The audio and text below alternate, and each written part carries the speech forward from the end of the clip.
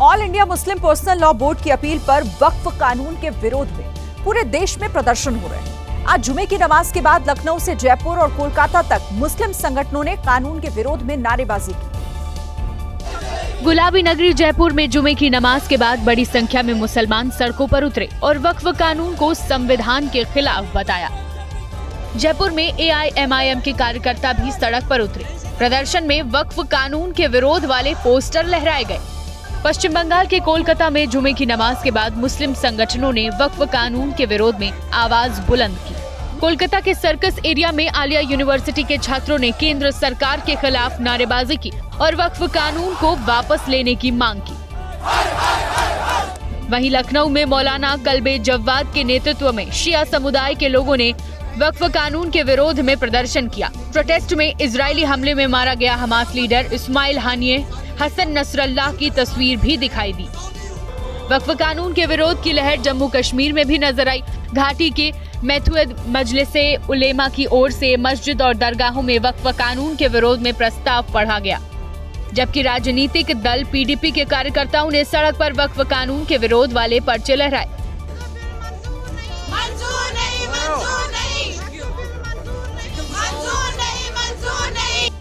वक्फ कानून के खिलाफ देश भर में हो रहे प्रदर्शन को all India Muslim personal law ने वक्फ बचाओ मुहिम नाम दिया है।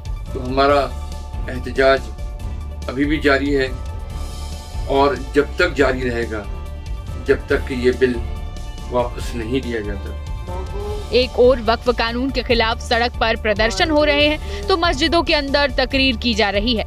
दिल्ली में जमाते इस्लामी हिंदी के हेडक्वार्टर में बनी मस्जिद में खुतबा पढ़ा गया, जिसमें साफ तौर पर वक्फ कानून को मुसलमानों के खिलाफ बताया गया। यूपी के आगरा की जामा मस्जिद में जुमे की नमाज से पहले माहौल खराब करने की कोशिश की गई। सुबह नमाज के दौरान मस्जिद के अंदर मिला जानवर का सर। 4 घंटे में पुलिस ने खुलासा कर दिया। कपड़े से चेहरे को छिपा रहा यही वो शख्स है जिसने मस्जिद के अंदर जानवर का सिर रखा। CCTV की तस्वीरों में युवक के हाथ में एक थैला भी नजर आ रहा है। आगरा पुलिस ने आरोपी युवक को गिरफ्तार कर लिया है। युवक का नाम नजरुद्दीन बताया जा रहा है। हालांकि उसने ऐसा क्यों किया, वजह साफ नहीं है। इधर मस्जिद के अंदर जानवर का सिर रखे जाने से माहौल तनावपूर्ण हो गया। जुमे की नमाज के बाद बड़ी संख्या में नमाजियों ने मस्जिद से निकलकर हंगामा किया। वहीं भारी हालात को देखते हुए पुलिस अलर्ट है। पुलिस ने सदर भट्टी से बनटोला तक पैदल मार्च भी किया। उनकी ये डिमांड थी कि तत्काल फांसी दी जाए, जो हमने गिरफ्तारी करी है उनको, और उनको फिर ये समझाया गया है कि भाई ऐसा नहीं होता है, कानून का एक तरीका है। फिलहाल जामा मस्जिद के आसपास के इलाकों में भारी संख्या में पुलिस बल की तैनाती की गई है। आप लोग धीरे-धीरे अपने घरों के लिए डिस्पर्स हो। राजस्थान के जोधपुर के कबीर नगर में एक चूड़ी फैक्ट्री में आग लगने से अफरा तफरी मच गई, जिसे बुझाने के लिए दमकल की 18 गाड़ियों के साथ साथ स्काई लिफ्ट भी भेजी गई। आग से उठती हुई लपटों से इलाके में दहशत फैल गई।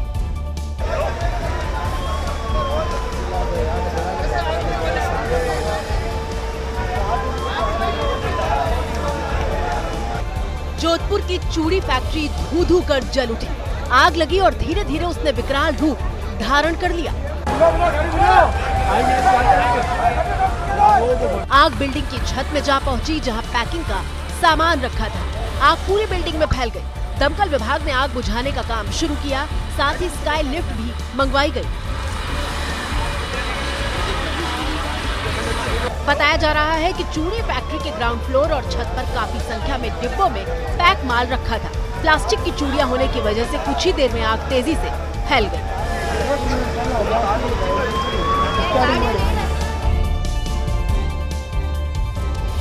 मध्य प्रदेश के शिवपुरी में केंद्रीय मंत्री ज्योतिरादित्य सिंधिया ने एक महिला को मंच पर बुलाया और उसकी सुपारी ले ली। सिंधिया के इस बर्ताव से महिला समेत मंच पर मौजूद सभी लोग मुस्कुराने लगे, क्योंकि केंद्रीय मंत्री ने महिला से उसकी सुपारी यानी गुटखा ले लिया था। तो मुझे हाँ कहोगी और इसको फेंको, कि मत देखो कि मैंने तुम्हारी सुपारी ले ली। ज्योतिरादित्य सिंधिया शिवपुरी में विकास परियोजनाओं का लोकार्पण और शिलान्यास करने पहुंचे थे। तभी उनकी नजर सामने बैठी महिला पर पड़ी, जो गुटखा खा रही थी। सिंधिया ने महिला को मंच पर बुलाया और गुटखा नहीं खाने की नसीहत दी। मैंने पकड़ लिया था तुमको, आज से नहीं करोगी, नहीं करोगी, हाँ? नहीं खाओगी? सिंधिया यही नहीं रुके, उन्होंने महिला से उसका गुटखा मांग लिया। सिंधिया की मांग सुनकर महिला ने मुस्कुराते हुए अपना माथा पकड़ लिया। सिंधिया ने गुटखे की पुड़िया फिकवा दी। अब नहीं करोगी आगे? हाँ चलो लो, इधर आओ। और अब इतनी दुखी मत देखो कि मैंने तुम्हारी सुपारी ले ली। हाँ चलो, अब नहीं खाओगी ना? सुपारी लेने का सिंधिया का ये अंदाज सोशल मीडिया पर जमकर वायरल हो रहा है।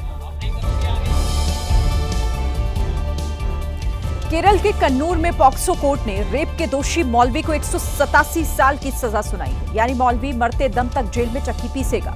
मदरसे के मौलवी को बेहद संगीन गुनाह का दोषी पाया गया है। कन्नूर के मदरसे के मौलवी पर 13 साल की 2 नाबालिग छात्राओं का कई बार रेप करने का जुर्म साबित हुआ है। जानकारी के मुताबिक दोनों नाबालिग बच्चियां कोविड के दौरान मदरसे में पढ़ने के लिए जाती थी, लेकिन उनको तालीम देने की बजाय 41 साल का मौलवी मोहम्मद रफी उनका रेप करता रहा। बच्चियों की तबीयत बिगड़ने पर उनके माता पिता उन्हें काउंसलर के पास लेकर पहुंचे तो बच्चियों ने अपने साथ हुई दरिंदगी की कहानी बयां की। मामला सामने आने के बाद मौलवी मोहम्मद रफी पर पॉक्सो एक्ट के तहत केस दर्ज किया गया और सुनवाई के दौरान कोर्ट ने अलग अलग धाराओं में मौलवी को दोषी ठहराते हुए कुल 187 साल जेल की सजा सुनाई और अब वो जिंदगी भर अपने घिनौने कर्मों की सजा भुगतेगा। तो देखिए, ये थी आज की एबीपी रिपोर्ट। कल भी जारी रहेगी खबरों की खोज। तब तक के लिए आप बने रहिए एबीपी न्यूज के साथ।